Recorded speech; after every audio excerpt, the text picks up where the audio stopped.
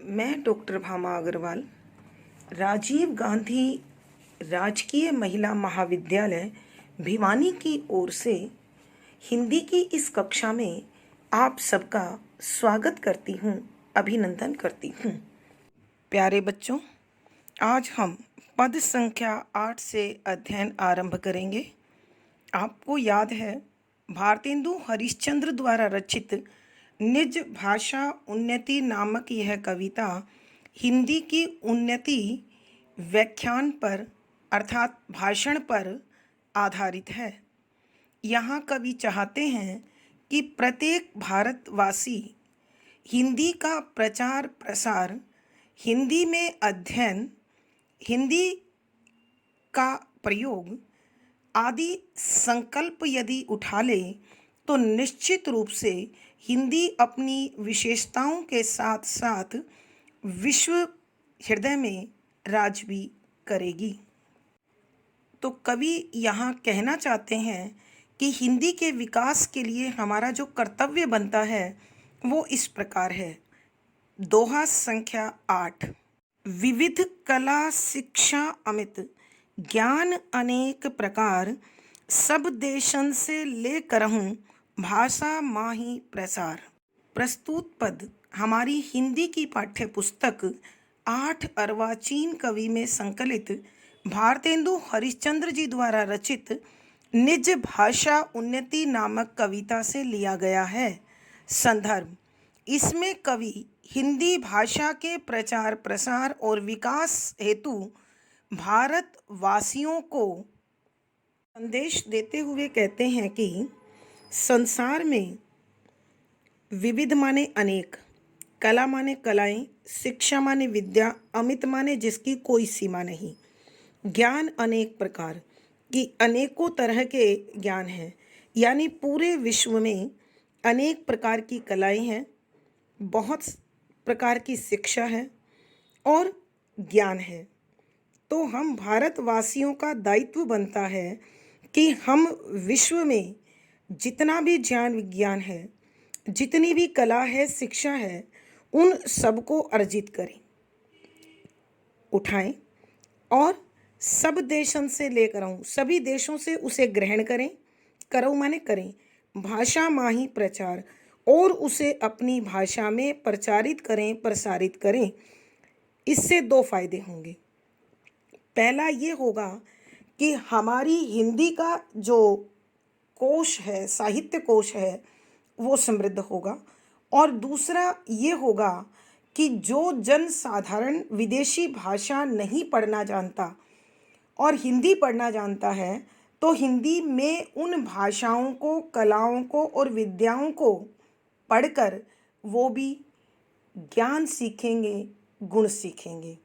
इससे एक ओर जहाँ हिंदी का विकास होगा, वहीं दूसरी ओर भारतवासियों का विकास भी होगा।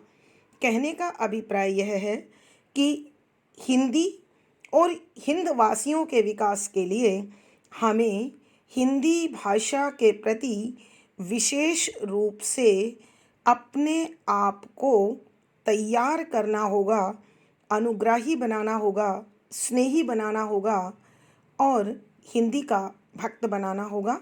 तभी हिंदी पूरे विश्व में मानी जाएगी, पहचानी जाएगी। विशेष यहाँ कवि हिंदी के प्रचार प्रसार पर जोर डाल रहे हैं। शुद्ध साहित्यिक खड़ी बोली का प्रयोग है, शांत रस है, प्रसाद गुण है, अभिधा शब्द शक्ति है, दोहा छंद है, गे शैली है, अलंकार बच्चों अनुप्रास है और संदेश है। दोहा संख्या 9। लखऊ ने अंग्रेजन करी उन्नति भाषा माई, सब विद्या के ग्रंथ अंग्रेजिन माह लिखाई। प्रसंग पूर्ववत। संदर्भ: यहाँ कवि अंग्रेजों के भाषा प्रेम पर प्रकाश डालते हुए कहते हैं, लखऊ देखो, न का मतलब है जब हम किसी बात पर विशेष जोर देना चाहते हैं तो हम कहते हैं देखो ना। तो इसी तरह कवि कह रहे हैं, देखो ना, अंग्रेजों ने करी किया उन्नति भाषा माही, उन्नति विकास भाषा अंग्रेजी भाषा माही में। सब विद्या के ग्रंथ की अनेक प्रकार की विद्याओं के बड़े बड़े ग्रंथ अंग्रेजी माँ ही लिखाई, कि उन्होंने अंग्रेजी भाषा में ही लिखाए हैं। कि देखो भाई, अंग्रेजों ने अपनी भाषा प्रेम में जितनी भी संसार में विद्याएं हैं, उन सब विद्याओं को लेकर अंग्रेजी भाषा में ग्रंथों को लिखा और अंग्रेजी भाषा और विद्या दोनों का प्रचार प्रसार किया। कहने का भाव यह है कि अंग्रेज़ों का अंग्रेजी प्रेम ही है जो उनकी भाषा पूरे विश्व में लोग एक नंबर पर समझते हैं, जो कि पूर्ण सत्य नहीं है। विशेष हिंदी भाषा के प्रचार प्रसार पर जोर दिया है। शुद्ध साहित्यिक खड़ी बोली तथा ब्रज के शब्दों का मिला जुला स्वरूप है। शांत रस है, प्रसाद गुण है, लक्षणा शब्द शक्ति है, दोहा छंद है, गेय शैली है, अलंकार बच्चों अनुप्रास है, उदाहरण है और संदेश है। दोहा संख्या 10। शब्द बहुत परदेश के, उच्चारण हो न ठीक, लिखत कछु पढ़ी जात कछु, सब विधि परम अलीख। प्रसंग पूर्ववत। संदर्भ में अंग्रेजी भाषा संबंधी जो दोष हैं, कवि उन दोषों पर प्रकाश डालते हुए कहते हैं, शब्द शब्द बहुत अनेक परदेश के अंग्रेजी भाषा के, उच्चारण बोलने हूँ ही न नहीं ठीक ठीक हैं। कि अंग्रेजी भाषा के तो अनेक शब्द ऐसे हैं जो बोलने तक में ठीक नहीं हैं। लिखत कछु पढ़ी जात कछु, कि लिखे कुछ जाते हैं और पढ़े कुछ जाते हैं। सब विधि परम अलीक, सब अनेक विधि तरीके से परम अत्यधिक अलीक अवैज्ञानिक सही नहीं है। जो कि कवि कहते हैं अंग्रेजी भाषा में तो अनेक ऐसे शब्द हैं जो बोलने में भी ठीक प्रतीत नहीं होते, जिनको लिखा कुछ और जाता है और पढ़ा कुछ और जाता है। वो किसी भी तरीके से वैज्ञानिक नहीं हैं। प्यारे बच्चों, मैं आपका ध्यान आकर्षित करना चाहूँगी अंग्रेजी भाषा की कुछ विशेष कमियों की ओर। देखिए बच्चों, हिंदी में क वर्ण का मतलब क ही है, लेकिन अंग्रेजी में क के लिए देखिए CAT cat, KITE kite, CHEMISTRI chemistry, QUEEN queen. अब बताइए बच्चों, अगर हमें पहले से जानकारी ना हो तो क्या हम केमिस्ट्री को चेमिस्ट्री नहीं पढ़ पाएंगे? वही CH चोपड़ा के लिए है और वही CH केमिस्ट्री के लिए है। तो हमें पता नहीं होगा तो कहीं तो हम CH को च पढ़ेंगे और कहीं क पढ़ेंगे। इसके अलावा भी आप इंडिविजुअल की स्पेलिंग पढ़िए, आपको शब्दों के उच्चारण में और स्पेलिंग में समरूपता दिखाई नहीं देगी। टॉक, TALK, L कहाँ गया? वॉक, L कहाँ गया? इसके अलावा भी BUT बट, PUT पुट। तो इस प्रकार की अवैज्ञानिकता की ओर कवि ने हमारा ध्यान आकर्षित करने की कोशिश की है। कवि के कहने का भाव यह है कि अंग्रेज अपनी भाषा के इस दोष को बहुत अच्छे से जानते हैं। प्रमुख दोष ये है कि अंग्रेजी वर्णमाला में 26 वर्ण हैं और फोनिक्स उच्चारण 44 हैं। तो स्वाभाविक है वहाँ समरूपता आ ही नहीं सकती, जबकि हिंदी में जितने वर्ण हैं उतने ही उच्चारण हैं। तो ऐसी स्थिति में कवि चाहते हैं कि हम अपनी भाषा की वैज्ञानिकता पर ध्यान दें और उसके प्रति स्नेही बने, आग्रही बने और उसे सीखने और सिखाने पर, प्रयोग करने पर विशेष ध्यान दें, ताकि हमारा सम्मान हो, हिंदी का सम्मान हो और हिंदुस्तान का सम्मान विश्व पटल पर हो जाए। हिंदी भाषा के प्रचार प्रसार पर बल दिया गया है। शुद्ध साहित्यिक खड़ी बोली के साथ साथ ब्रिज के शब्दों की प्रचुरता है। शांत रस है, प्रसाद गुण है, लक्षणा शब्द शक्ति है, दोहा छंद गे शैली, अनुप्रास, उदाहरण, काव्यलिंग, संदेश आदि अलंकारों का सुंदर सटीक प्रयोग हुआ है। पद संख्या 11। पै निज भाषा जानते ही तजत नहीं अंग्रेज, दिन दिन याही को करत उन्नति पे अति तेज। प्रसंग बच्चों पूर्ववत है।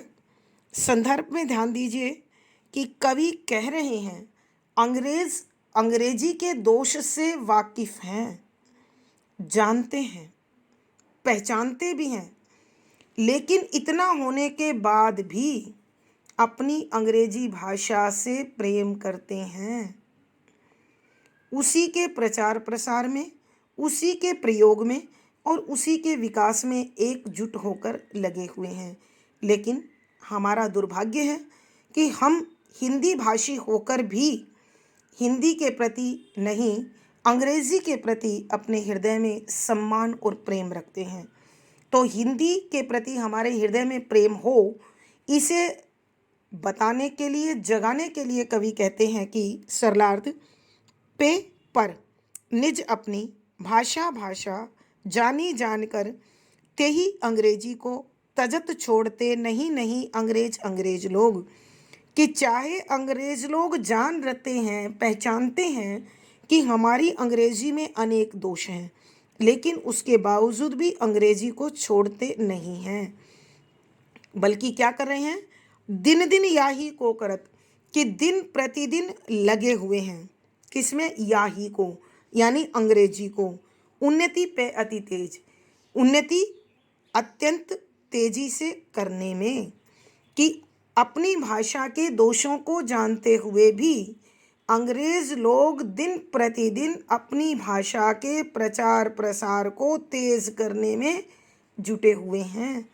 यही कारण है कि आज हम हिंदुस्तान में जगह जगह अंग्रेजी माध्यम के पब्लिक स्कूल देखते हैं और सरकारी और हिंदी भाषी स्कूलों की अपेक्षा पब्लिक स्कूलों में बच्चों की भरमार देखते हैं। जबकि यथार्थ हम जानते हैं कि इन अंग्रेजी माध्यम स्कूलों में पढ़े हुए बच्चे भी ठीक प्रकार से न तो हिंदी भाषी हैं और ना ही अंग्रेजी भाषी हैं। तो कवि के कहने का भावार्थ यह है कि हम अपने मन को मजबूत बनाएं, अपनी मनस्थिति को बदलें और अपनी भाषा के प्रति अपने मन में प्यार उत्पन्न करें, ताकि पूर्ण वैज्ञानिक और हर प्रकार से सही हमारी हिंदी भाषा विकसित हो, फले फूले। विशेष यहाँ हिंदी भाषा के प्रचार प्रसार पर जोर दिया गया है। शुद्ध साहित्यिक खड़ी बोली के साथ ब्रज भाषा का प्रयोग हुआ है। शांत रस है, प्रसाद गुण है, अभिधा शब्द शक्ति है, गे शैली है, अनुप्रास, उदाहरण, संदेश आदि अलंकारों का सुंदर सटीक प्रयोग हुआ है। भारत में सब भिन्न अति ताही सो उत्पात, विविध देश मतहु विविध भाषा विविध लखात। प्रसंग पूर्ववत। संदर्भ, हिंदी भाषा के विकास में जो सबसे बड़ी बाधा है, कवि उस बाधा की ओर हमारा ध्यान लाना चाहते हैं। सरलार्थ, भारत में सब भिन्न अति, कि भारत में सब कुछ अलग है, यहाँ स्थितियाँ अलग हैं। ताही सो उत्पात, यही कारण है कि इसी के कारण सबसे ज़्यादा झगड़े हैं, परेशानी है और यहाँ अनेक प्रकार की समस्याओं का, झगड़ों का जन्म होता है। आप जानते हैं बच्चों कि भारत की राजभाषा हिंदी है, लेकिन संविधान में 22 अन्य बोलियों को भी भाषा का दर्जा दे दिया गया है। परिणाम स्वरूप सभी क्षेत्रवासी अपनी अपनी भाषा के विकास पर ध्यान दिए हुए हैं और हिंदी को पीछे छोड़े हुए हैं। यही हमारी हिंदी के लिए सबसे बड़ा प्रसन्न चिन्ह है। विविध अनेक देश राज्य मतहु मत विविध अनेक भाषा बोलियां विविध अनेक लखात दिखाई देते हैं कि इस भारतवर्ष में अनेक राज्य हैं, लोगों के अलग अलग मत हैं और अनेक बोलियां विद्यमान हैं। यही झगड़ों का प्रमुख कारण है। बच्चों, आप लोगों ने सुन रखा होगा कि 4 कोस पर पानी और 8 कोस पर वाणी बदल जाती है।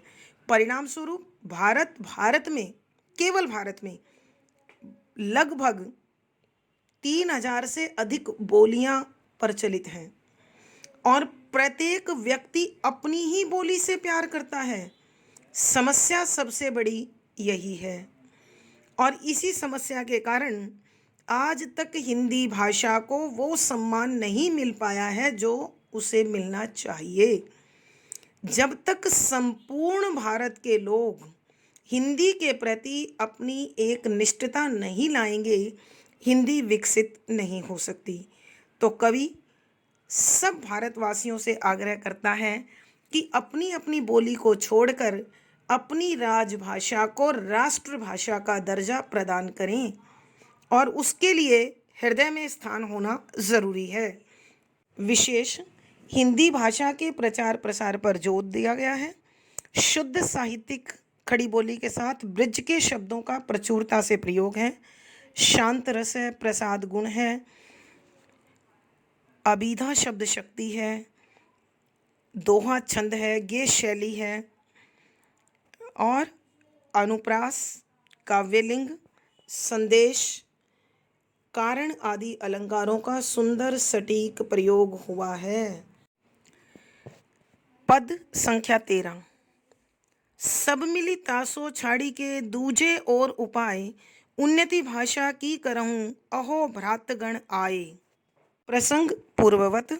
संदर्भ, यहाँ कवि हिंदी भाषा के प्रचार प्रसार के लिए संपूर्ण भारतवासियों का आह्वान कर रहे हैं, उन्हें बुला रहे हैं, आमंत्रित कर रहे हैं और ऐसा कार्य करते हुए देखिए क्या कहते हैं।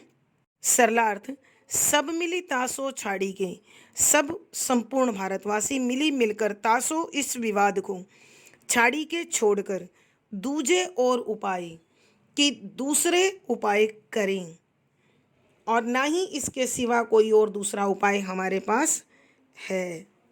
का अभिप्राय यह है कि हम संपूर्ण भारतवासियों को बोली के प्रति प्रेम छोड़कर भाषा के प्रति प्रेम जगाना होगा।